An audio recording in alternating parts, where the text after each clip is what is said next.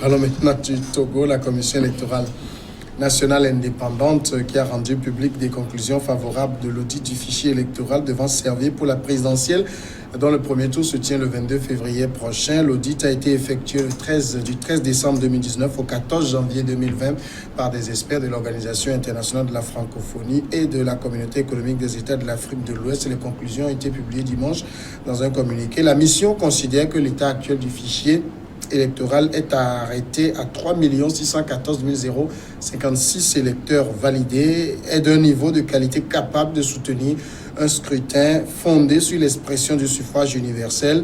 La fiabilité du fichier électoral, on le sait, au Togo, ça a toujours fait l'objet de beaucoup de fantasmes, mais les conclusions de l'audit du fichier électoral du Togo s'articulent autour de 3 axes: légal, statistique et technique. Sur le plan légal, les dispositions qui encadrent les listes électorales ne sont pas discriminatoires et ne font pas obstacle à l'expression du suffrage universel. Les dysfonctionnements qu'on peut rencontrer dans la procédure de collecte et de mise en place du fichier ne semblent pas émaner de volonté délibérée. Les dispositions légales et relatives sont de tendance inclusive. Je vais m'arrêter là-bas, Thierry. Enfin, donc, si on prend ces conclusions de la mission de l'OIF et de la CEDEAO, on peut dire que le fichier électoral togolais est fiable. Non, mais eux, ils ont évité de dire que le fichier est fiable. Parce que là, quand vous suivez un peu les conclusions, ils jouent avec les mots.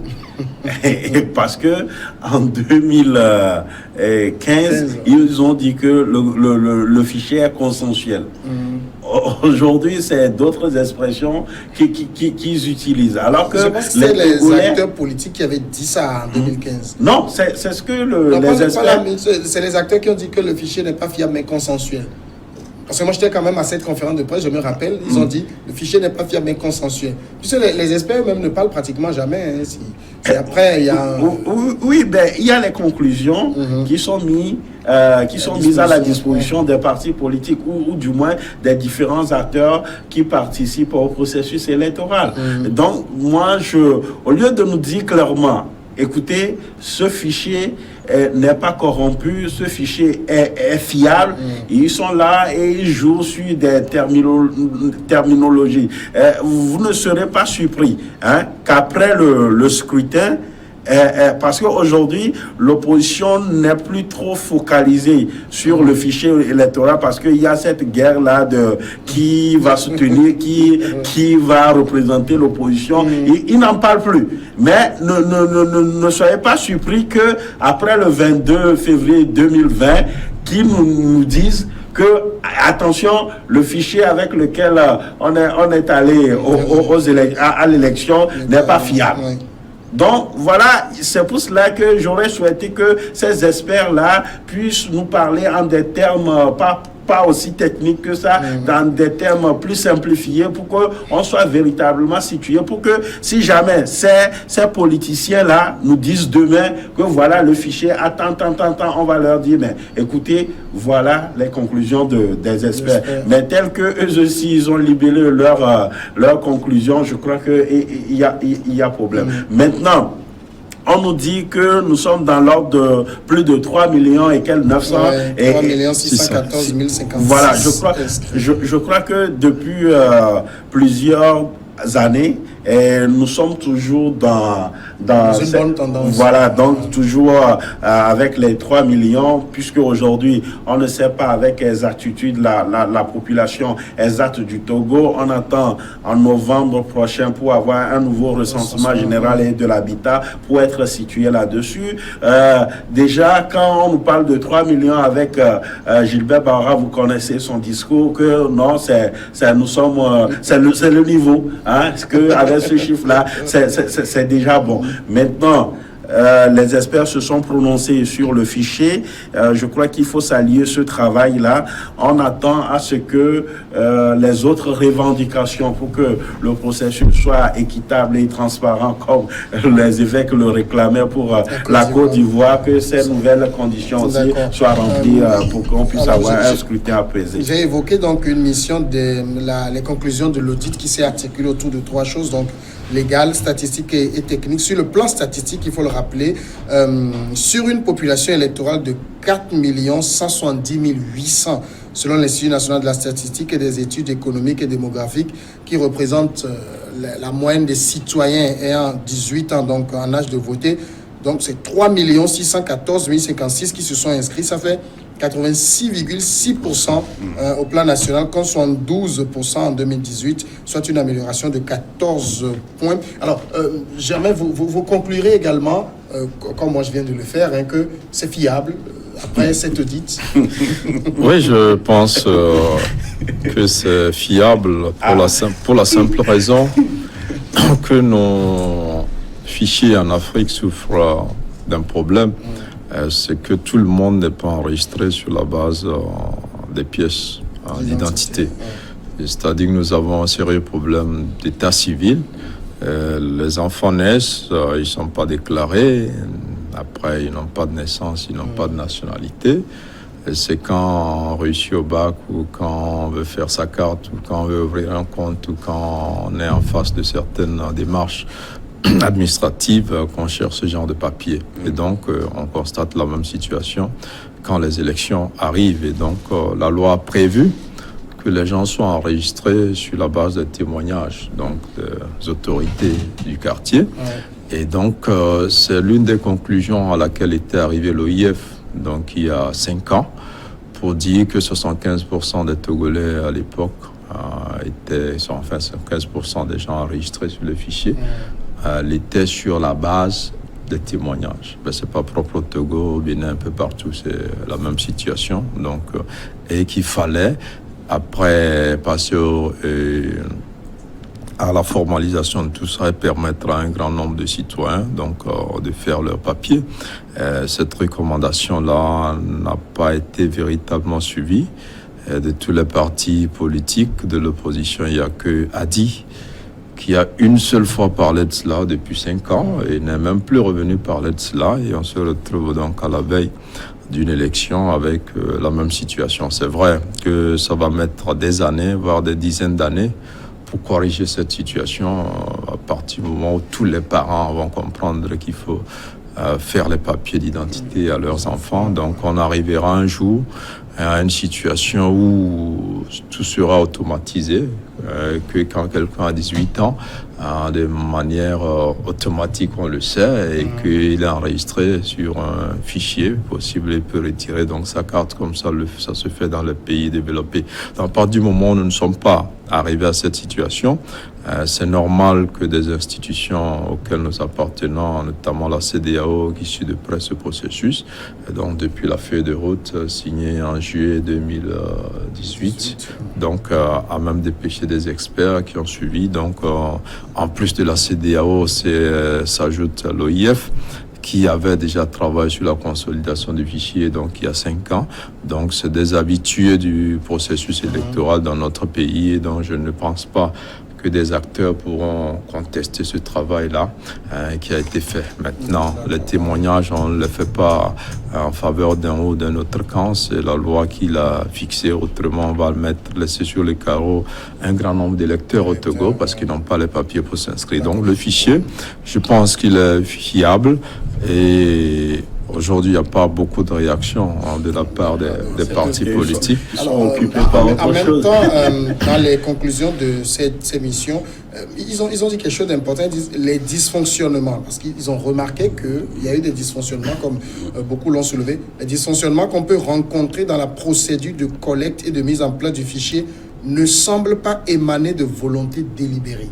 Ah non, là, c'est un autre débat. Parce qu'on sait que c'est la CENI qui organise et supervise les élections.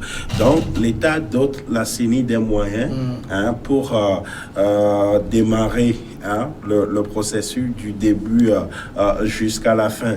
Mais il se fait qu'en période de recensement, les difficultés rencontrées sur le terrain d'année en année sont pratiquement la même chose. Et nous, en tout cas, on n'est pas spécialiste de ces questions-là, mais on se demande comment se fait-il que à un moment donné, pour les questions de recensement ou d'enrôlement. Voilà les difficultés auxquelles vous êtes confrontés. Et vous n'arrivez pas à trouver de solution pour ces difficultés-là. On tombe dans une nouvelle opération et les mêmes choses se répètent. On ne comprend plus rien. On nous dira que l'équipe... Non, par exemple, un groupe électrogène qui s'arrête de travailler quelque part, c'est pas délibéré. Non, mais quand même, c'est ça qui amène beaucoup à penser qu'il y a cette volonté-là manifeste d'empêcher, en tout cas, une catégorie de la population pour ne pas se faire enrôler. C'est le contraire que dit la mission. Il dit ça n'émane pas de volonté délibérée. Ça, c'est la commission ou la mission. Mais les réalités du terrain sont là. Les réalités je pense que c'est ça qu'ils mettent dans les dysfonctionnements. Non, attendez. Comment ils disent que quand, par exemple, on amène un groupe électrogène, on ne l'équipe pas en carburant pour son fonctionnement. Je pense que c'est toujours équipé en carburant pour le fonctionnement. Il se fait que... Il faut utiliser un groupe, il y a du carburant, ça s'arrête de fonctionner. C'est des appareils, on ne peut pas prévoir. Je crois que... Nous avons tous des ordinateurs, il arrive des moments où ça se tente. Il y a des phases de test. Avant qu'on ne déploie tout ce matériel-là sur le terrain. Comment, si la phase de thèse, on nous dit tout est OK et on déploie maintenant, il y a problème. Donc, c'est fait aussi des fois à dessein. C'est fait aussi à dessein. Parce que, qu'est-ce qui s'est passé? Pour les derniers cas de recensement, si vous prenez le recensement effectué en 2018, les gens n'ont pas eu de problème pour se faire enrôler. C'est parce qu'à l'époque, il y a l'opposition, notamment la C14, qui a appelé les Togolais à ne pas se faire... ça n'a pas été respecté. À ne pas se faire recenser. Maintenant, pour 2019... Quand certains sont hors jeu, qu'ils trouvent toujours qu'il y a problème, quand ils sont dans le jeu... Non, attendez, Samuel, je crois que vous avez fait le tour des centres de recensement et vous avez aussi recensé les problèmes, les difficultés en question. Et quand cette fois-ci... Quand cette fois-ci, en 2018, en 2019 plutôt, on a demandé, en tout cas toute la classe politique, ainsi que la société civile, a lancé un appel à tout le monde d'aller se faire recenser. C'est là où les problèmes ont commencé. Alors, Germain, en même temps, quand on parvient à 86%, 86,6% exactement de taux d'inscription sur les gens en âge de voter, on ne peut pas se plaindre que les problèmes aient empêché le maximum de gens. Moi, j'écoutais encore un audio d'un grand cadre de l'ANC tout récemment qui reconnaissait qu'en 2018, malgré leurs consignes, les Togolais sont massivement allés se faire recenser. Non, c'est ce que j'allais dire. En réalité, ces consignes n'ont pas été suivies parce que la première phase du recensement, c'était dans la zone sud du pays, qui est réputée être le fief de l'opposition avant la législative là. Et il y avait du monde, même dans les zones urbaines où l'opposition était. Donc, les gens n'ont pas respecté. Et on avait dit à l'époque, on avait sorti des arguments farfelus du genre, les gens étaient obligés de s'inscrire parce que la sécurité demandait aux gens les cartes d'électeurs. Donc, les gens reconnaissaient que le mot d'ordre n'avait pas été suivi. Mais après les législatives, il y a eu quand même le local auquel ces partis qui avaient boycotté ont appelé leurs militants à aller. C'est là où les difficultés ont commencé. Non, les difficultés n'ont pas commencé parce qu'il y avait eu environ 300 et quelques mille inscriptions de plus, ce qui est normal. Maintenant, en 2020, il y a eu des gens qui ont 18 ans et c'est normal que ça évolue. Maintenant, quand vous prenez d'ailleurs le nombre de bureaux de vote, quand vous comparez entre 2015 et 2020, il y a pratiquement 3000 nouveaux bureaux de vote. Et moi, j'ai rencontré... 9380. Avant, on tournait dans les 6000. Aujourd'hui, on est à 9000. Et moi, j'ai rencontré des gens qui sont allés dans des villages qu'ils ne connaissaient pas. Et ils me disaient, mais c'est extraordinaire le pays, parce qu'il fallait d'ailleurs traverser des routes et des rivières pour arriver à dormir dans des conditions inimaginables. Mais à partir du moment où il y a des populations qui sont installées dans ces zones-là pour plusieurs raisons, il faut permettre à ces populations-là de voter. Donc, il faut créer des centres de vote. Donc, ça aussi complique le travail de la CENI. Mais tout ce travail-là a été fait, hein. Donc moi je pense que nous sommes arrivés même à avoir une CENI qui est assez rodée, hein, qui respecte son calendrier, et même quand il y a des difficultés, on donne 1 ou 2 jours de plus pour permettre à ceux qui n'ont pas pu dans le délai, hein, donc prescrit, de pouvoir s'inscrire. Donc tout ce travail-là a été fait de façon impressionnante, et je pense même que c'est fier même de ces prouesses-là que la CENI a voulu même organiser le JPO pour dire que nous faisons tout dans les normes, venez, tout ce que vous ne comprenez pas, on vous explique. Non, moi je salue vraiment cette CENI. Je pense que même quand les commissaires sont des hommes politiques et de la société civile, il y a quand même un secrétariat là qui est en train de devenir une sorte de CENI technique qui commence par être très bien rodé et que les choses se passent de mieux en mieux. Le chronogramme est régulièrement bien suivi. Moi, je pense que la CENI fait un grand travail, et c'est d'ailleurs pour ça que les hommes politiques, là vous disiez qu'ils sont plus préoccupés par la candidature unique, c'est faux, parce qu'on est déjà dans un scrutin à 2 tours, ils n'ont pas besoin de candidat unique. C'est parce que raisonnablement ils n'ont pas assez de griefs à porter par rapport à ce fichier-là. Je pense qu'il a été fait de manière légalement, qui a suivi les principes, et puis sur le plan politique aussi. Et puis nous sommes dans une CENI qui n'est pas comme la CENI ivoirienne.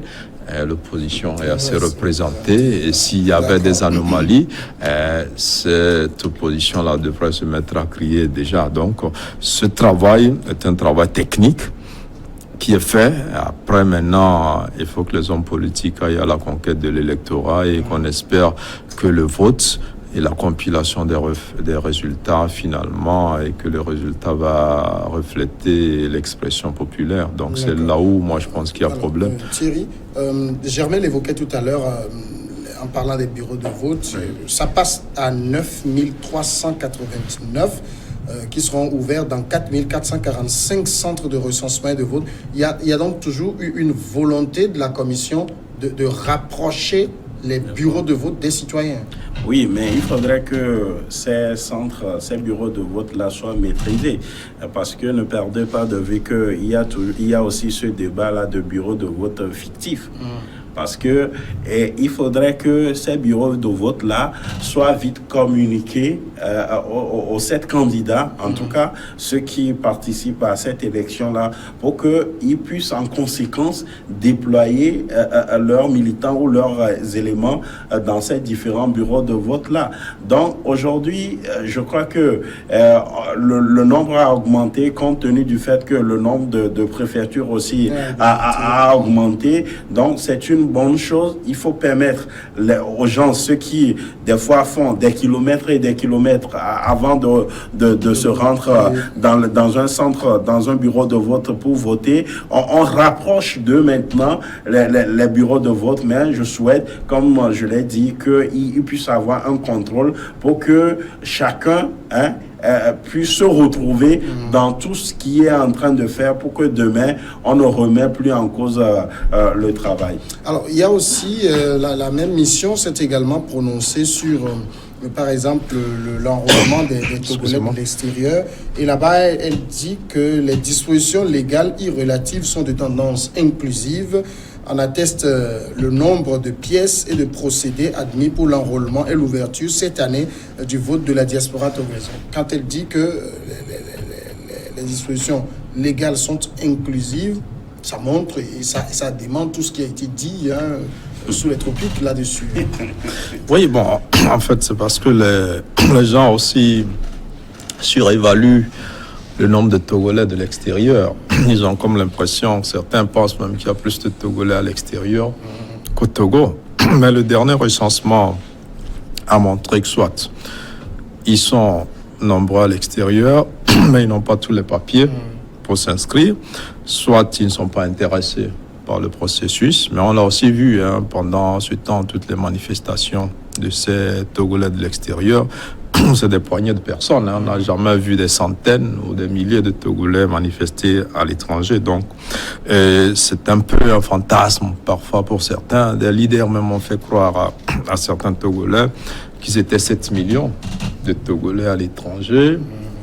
Les autorités qui ont les moyens pour vérifier un peu tout cela donnent un peu moins de moins de 2 millions donc de Togolais à l'étranger. Mais toujours est-il que il y a des Togolais, même quand ils sont dans certains pays, ils ne s'annoncent pas. Il y en a qui vivent sans papier du tout.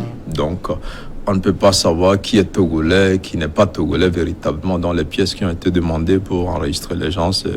C'est normal, c'est le minimum qu'on peut demander. Quelqu'un qui a une carte consulaire, quelqu'un qui a un passeport, une carte d'identité, c'est ça qui prouve qu'il est Togolais ou qu'il est rattaché au pays. Donc c'est tout à fait normal et ça n'a rien à voir avec les Togolais de l'extérieur proches du pouvoir ou des Togolais de l'extérieur proches de l'opposition. C'est pour ça que les auditeurs ont parlé de mesures inclusives. Donc on a exclu personne sur la base de ses convictions politiques. Donc c'est les mêmes règles pour tous les Togolais de l'extérieur, qu'ils soient proches du pouvoir ou proches de l'opposition. Donc après, c'est l'intérêt que les gens accordent au processus. Et vous savez, généralement, ceux qui sont partis ne sont véritablement pas préoccupés à part quelques activistes. Les autres sont allés se chercher.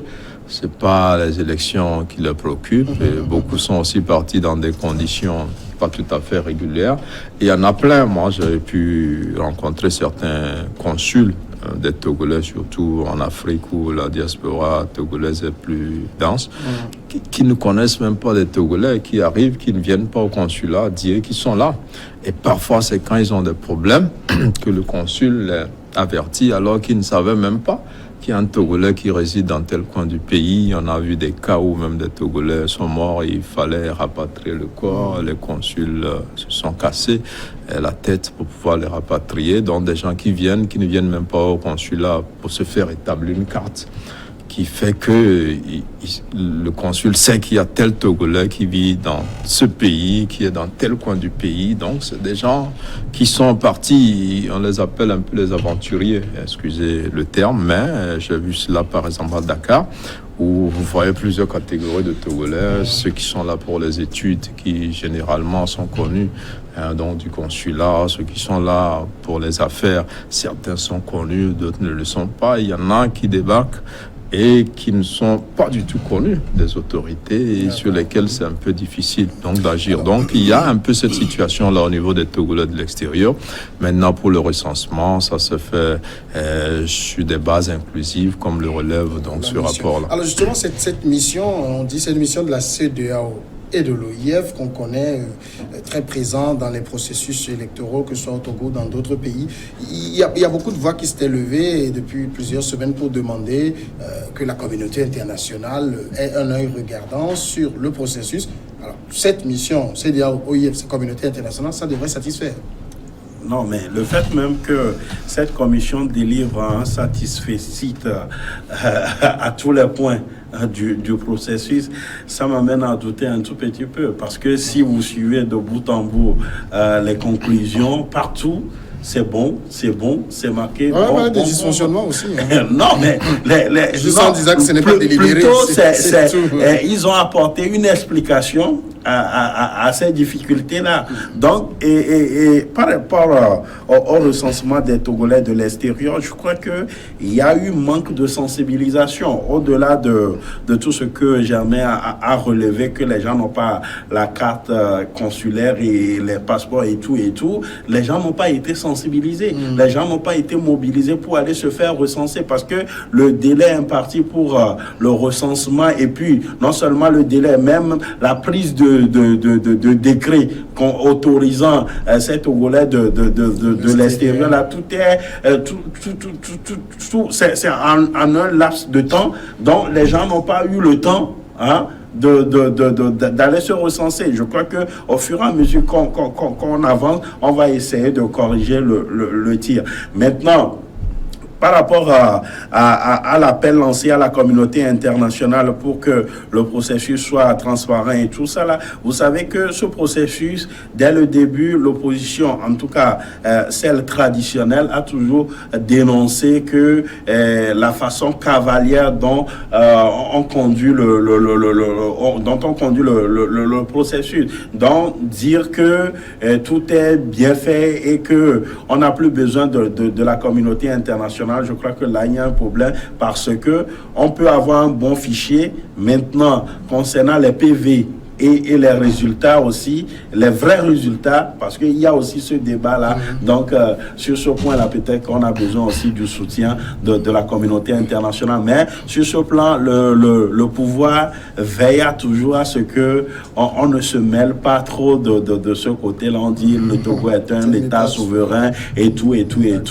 Parce que si les résultats souffrent toujours de choses là, au moins on pourrait nous permettre que la communauté internationale, comme il y a eu cette commission-là, qu'on puisse aussi travailler sur la compilation des résultats pour qu'on puisse attester véritablement que les PV tels que signés, c'est les résultats découlant de ces PV-là qu'on nous proclame au finish. Alors finalement, Germain, la commission a communiqué donc sur le travail des experts de la CEDEAO, de l'OIF.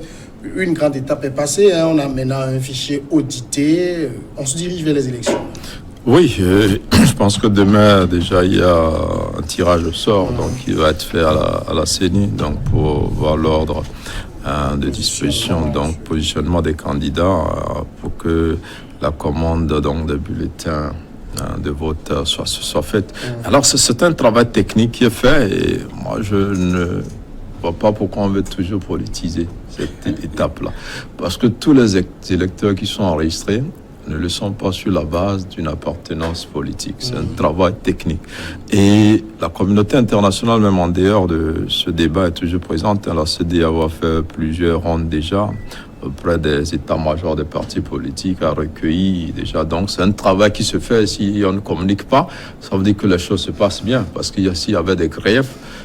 Parce que la dernière fois que la CEDEAO a fait un tour, certains se sont amusés à dire à la CEDEAO d'aller dire à Ford de ne pas être candidat. Si c'est ça une préoccupation, je pense que c'est une perte de temps. Quand la CEDEAO vous rencontre pour voir si le processus se déroule bien, c'est pas la peine de dire d'aller demander un candidat. Merci beaucoup Germain Pouli. Merci à Thierry, à Paloué. Merci à vous tous de nous avoir suivis. Nous sommes encore ensemble demain mercredi.